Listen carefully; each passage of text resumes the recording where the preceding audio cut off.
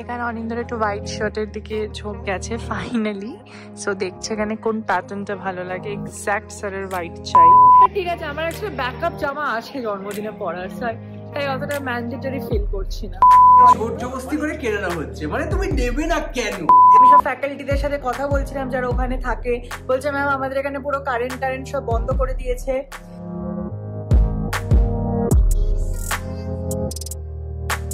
Hi guys, welcome back to my channel স্পন্দন। তোমাদের সকলকে স্বাগত জানাচ্ছি আমার চ্যানেলের একটা ব্র্যান্ড নিউ ব্লগে।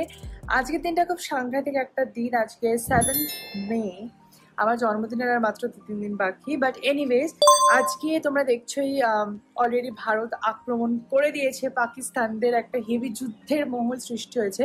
এত হা করে হেসে বলার মতো কিছুই হয় না আমি জানি, বাট আজকের দিনটা খুব এক্সাইটিং, কারণ যেভাবে ভারত জবাব দিয়েছে কাশ্মীর যে ঘটনা ঘটেছিল জঙ্গিদেরকে, সেটা নিয়ে মনটা খুব খুশি। সিঁদুর যে ওদের অভিযানটা হয়েছিল সেটা চূড়ান্ত সাকসেস পেয়েছে। I am so happy, so proud of Indian army.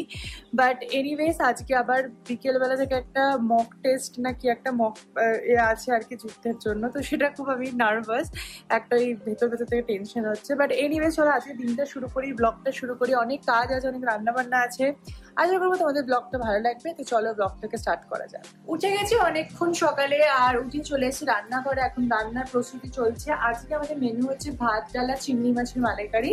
তো এখন আমি বানাচ্ছি চিংড়ি মাছের মালাইকারি। অনিন্দ গেছে আবার একটু ফ্ল্যাটে, ওখানে কিছু টুকটাক কাজ আছে, সেগুলো দেখতে গেছে বেসিক্যালি। তো চলো আমি রান্নাটা কমপ্লিট করে দিই।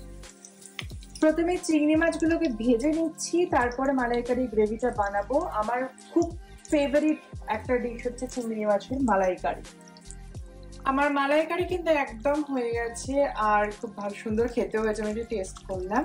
সো এবার জাস্ট গরম গরম ভাত দিয়ে খাওয়ার পালা। ডান, রান্না কমপ্লিট। গুড ইভিনিং গাইস, আমরা দুপুরে লাঞ্চ করে একটু ঘুমিয়েছি আমি, আর অনিন্দ অফিসে কাজ করছিল। এখন আমি আর অনিন্দ একটু বেরোচ্ছি, আমরা যাব নেক্সাস শান্তিনিকেতন মলে। আজকে আমরা একটু বার্থডের কেনাকাটা করব, আমার জন্য না, স্পেশালি অনিন্দর জন্য। অনিন্দরও 21শে মে বার্থডে, তাই অনিন্দ ওই দিন বার্থডে দিন কি পরবে সেই জামা কাপড়টা আমি অ্যাজ এ গিফট দেবো অনিন্দকে। মানে জোর জবরদস্তি করে কেড়ে নেওয়া হচ্ছে, মানে তুমি নেবে না কেন? আমার বার্থডে গিফট আমি তোমাকে সেটাই দিচ্ছি। কোথায় দিচ্ছিস? মানে জন্মদিন উপহার হচ্ছে একটা নতুন জামা কাপড়। না আমার দরকার নেই, আমার প্রচুর জামা প্যান্ট আছে। তাও জন্মদিনে যে নতুন পড়তে হয়। হ্যাঁ আমাদের নতুন। চল বিশাল একদম। চলো হেলমেটটা কে নেবে? হেলমেট না নিয়ে চলে যাচ্ছে স্যার। চলো যাওয়া যাক। বসে গেছি বাইকে, আর এই যে সামনে এখন অনিন্দ আছে। যাচ্ছি আমরা নেক্সাস শান্তিনিকেতন মলের উদ্দেশ্যে। রাস্তায় ব্যাপক ট্রাফিক, 14 মিনিট দেখাচ্ছিল, বাট পৌঁছাতে প্রায় 20 মিনিট মতোই লেগে গেছিল। তো চলো এবার মলে এন্টার করা যাক।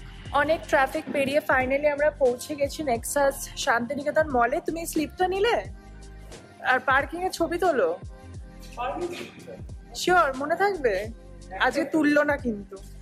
যাই হোক, আমরা যাবো ফার্স্টে ওয়েস্ট সাইডে গিয়ে অনিন্দরটা আগে দেখবো, দেন তারপর আমারটা পরে দেখছি। আগে অনিন্দরটা আছে ফার্স্ট প্রায়োরিটি। আমরা এসে গেছি ওয়েস্ট সাইডে। অনিন্দ আজকে দেখবে maybe West side, H&M and Zudio, যেটাতে পছন্দ হয়। হ্যাঁ বলছে লাস্টে জুডিওতে পছন্দ হবে। চলো এন্টার করা যাক। বাবা বেশি ছোট ছোট জামা কাপড়। ছেলেদের সেকশন এসে গেছে, আর এখানে খুব সুন্দর সুন্দর সব ক্যাজুয়াল থেকে ফর্মাল সমস্ত কিছু রয়েছে। লেটস সি অনিন্দর কিরম পছন্দ হয়। সো এখন হচ্ছে জুডিওতে, অনিন্দর ওয়েস্ট সাইড পোষায়নি। জুডিওতে এন্টার করে গেছি, আর প্রচুর সুন্দর সুন্দর এখানেও কালেকশন আছে। বাট অনিন্দ বেচারা বুঝতেই পারছিল না যে ওর কিরকম কি দরকার। তো যাই হোক, আমি এখানে নিজেকে একটু মিররে দেখছি। দেখো অনেকটা রোগা হয়েছে, তো তাই ক্রপ টপ পরেছে, আর পরে বেশ ভালো লাগছে নিজেকে। But anyways back to Anindo. Zudio fail, এখন আমরা যাচ্ছি লাইফস্টাইলে। লাইফস্টাইল আমার খুব ভালো লাগে স্পেশালি, বা দেখা যাক অনিন্দর কিছু পছন্দ হয় কিনা। লেটস সি বার্থডে বয়ের। এখানে অনিন্দর একটু হোয়াইট শার্টের দিকে ঝোঁক গেছে ফাইনালি। সো দেখছে এখানে কোন প্যাটার্নটা ভালো লাগে, এক্স্যাক্ট স্যারের হোয়াইট চাই, কোনো রকম ক্রিম বা বিচের টাচ হলে হবে না। সো দেখা যাক পছন্দ হয় কিনা। এটা হচ্ছে ফার্স্ট শার্ট, যেটা অনিন্দর খুব পছন্দ হয়েছে। হ্যাঁ এটা আমারও ভালো লেগেছে, চলেই গেল। আমার ফাইনালি কেনা হয়ে গেছে, সাদা রঙের যেটা পছন্দ হয়েছে। শুভ এখন বিলিং করছে, ভালো লেগেছে, আমার বেশ পছন্দ হয়েছে। আমার অনেকদিন ধরে প্ল্যান ছিল সাদাটা কিনবো, তো বেশ ভালো লাগছে। নাইস। অনিন্দ শপিং ডান। এবার একটু আমার জন্য আমি যাচ্ছি ওয়েস্ট সাইডে দেখতে, বার্থডে দিন কিছু পরা যায় তার জন্য। আমার আজকে কেনা হয়নি বিকজ দোকান বন্ধ হয়ে গেছে। এখন আমি আর অনিন্দ যাচ্ছি কফি খেতে, কারণ কেনাকাটা তো হলো না আমার, তাই এখন কফি খেতে নিজেকে এনার্জি দেবো জাস্ট। ঠিক আছে, আমার অ্যাকচুয়ালি ব্যাকআপ জামা আছে জন্মদিনে পরার, তাই অতটা ম্যান্ডেটরি ফিল করছি না, বাট কফিটা ম্যান্ডেটরি। এসে গেছে আমার মোস্ট ফেভারিট থার্ড ওয়েভ কফিতে, চলো চালাম। তো এসে গেছে আমাদের কফি, অনিন্দর ক্যাপাচিনো, অনিন্দর পাতি বাংলা চা হলে ভালো হতো, আর আমার হচ্ছে choco hazelnut frappé. Obsessed with this. ইয়ে খাচ্ছে ভগবান। চুপ করো তো, তুমি খাও। আমরা বাড়িতে এসে টিভি নিয়ে বসে গেছি সবাই, আমি আর অনিন্দ।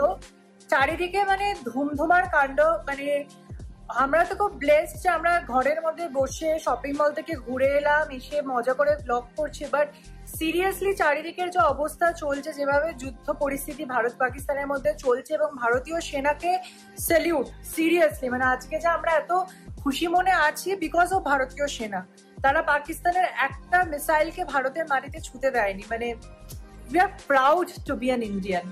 তো যাই হোক, বাট এখন অব্দি খুবই ভয়ের পরিস্থিতি চারিদিকে, এবং স্পেশালি নর্থে, মানে জয়সলমীরের ওখানে হামলা চলছে, অমৃতসরের ওখানে। আমি সব ফ্যাকাল্টিদের সাথে কথা বলছিলাম যারা ওখানে থাকে, বলছে ম্যাম আমাদের এখানে পুরো কারেন্ট সব বন্ধ করে দিয়েছে। তো সাউথের দিকে অতটা এফেক্ট আসছে না, আর যেন নাও আসে, আমি এটাই প্রার্থনা করব।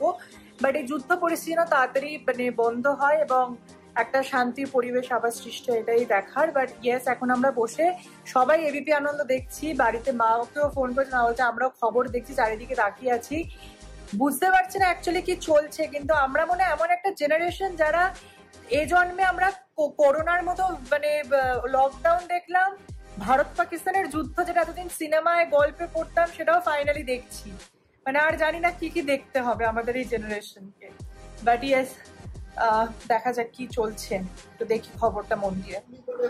আবার বলছি, তিনজনকে ধ্বংস করলো ভারতীয় সেনাবাহিনী। ভারতীয় সেনা বেশ। কর্নেল পৃথ্বীরঞ্জন দাসের কাছে আসবো একটু। চিনি কি করছে? চুল আঁচড়াচ্ছে অনিন্দ চিনি রাখুন। সো যাই হোক, খুবই টেনশনের পরিস্থিতি, টু বি ভেরি অনেস্ট। আমি এখন সব মেকআপ ফ্যাকাল্টি যে আমাদের গ্রুপ আছে সেখানে সব কথা বলছিলাম। অমৃতসর, জম্মুতে যেসব ইনস্টিটিউটের ফ্যাকাল্টিরা আছে তারা বলছে ম্যাম এখানে খুবই মানে লাইট নেই, কারেন্ট নেই, সবকিছু বন্ধ করে দিয়েছি, বোমের আওয়াজ হচ্ছে। So it's very scary. মানে আমরা একটা জায়গায় বসে শুধু টিভিতেই দেখছি আর ওরা ওই জায়গাটায় রয়েছে। তো যাই হোক, আমার আর ব্লগ করার এনার্জি এন্টু কিছুই হচ্ছে না। মানে এতটা সিরিয়াস মোমেন্টে সত্যি আমি জানি না, একটা টেনশন কাজ করছে। যতই হয়তো আমরা দূরে বসে আছি বা কিছু, বাট ইটস আ ওয়ার। মানে হয়তো অফিসিয়ালি ডিক্লেয়ার করেনি যে যুদ্ধ চলছে ইন্ডিয়া ভার্সেস পাকিস্তানে, কিন্তু যা চলছে সেটা একটা যুদ্ধরই সমান। তো যাই হোক, আজকের মতো ব্লগটাকে আমি এখানেই শেষ করছি এবং চোখ রাখছি নিউজে। তোমরাও সবাই যারা দেখছো সবাই খুব সাবধানে থাকো।